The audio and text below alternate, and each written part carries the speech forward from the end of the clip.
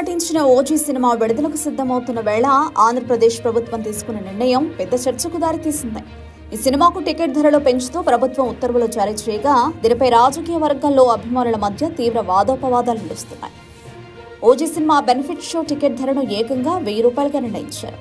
అంతేకాకుండా సింగిల్ స్క్రీన్లలో 125, మల్టీప్లెక్స్లలో 150 పెంచుకునేందుకు కూడా అనుమతిచ్చారు. ఈ నెల 25న అర్ధరాత్రి 1 గంటకు బెనిఫిట్ షో ప్రదర్శించబడుతుంది. ప్రస్తుతం రాష్ట్ర డిప్యూటీ సీఎంగా ఉన్న పవన్ కళ్యాణ్ సినిమాకు ఇంత భారీగా టికెట్ ధరలు పెంచడంపై వైఎస్ఆర్సీపీ అభిమానులు, నాయకులు తీవ్ర అభ్యంతరాలు వ్యక్తం చేస్తున్నారు. తన రాజకీయ హోదాను వ్యక్తిగత ప్రయోజనాల కోసం వాడుకుంటున్నారని ఆరోపిస్తున్నారు. ఈ అధిక ధరల సాధారణ ప్రేక్షకులకు భారంగా మారతాయని, ఇది అధికార దుర్వినియోగం కిందకే వస్తుందని వాదిస్తున్నారు. ఇదే విషయమై గతంలో అల్లు అర్జున్ పుష్ప 2 సినిమా విడుదల సమయంలోనూ పెద్ద వివాదం నడిచింది.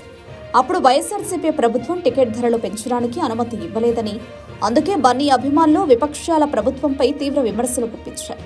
ఇప్పుడు అదే వైఎస్ఆర్సీపీ అభిమానులు ఓజీ విషయంలో అధిక ధరలను వ్యతిరేకించడంపై పవన్ అభిమానులు గట్టిగా కౌంటర్లిస్తున్నారు. పుష్ప 2కి కూడా ₹800 ధరలు పెంచారు. అప్పుడు మీరెందుకు మాట్లాడలేదు అంటూ పవన్ అభిమానులు ప్రశ్నిస్తున్నారు. ఇది కేవలం రాజకీయ స్వలాభం కోసమే నడుస్తున్న నాటకమని, వైఎస్ఆర్సీపీ అభిమానులు తమ రాజకీయ పార్టీ ప్రయోజనాల కోసం మాట్లాడుతున్నారని పవన్ అభిమానులు మండిపడుతున్నారు. ఓజీ టికెట్ ధరల పెంపు అనేది కేవలం ఒక సినిమాకు సంబంధించిన సమస్య కాదు.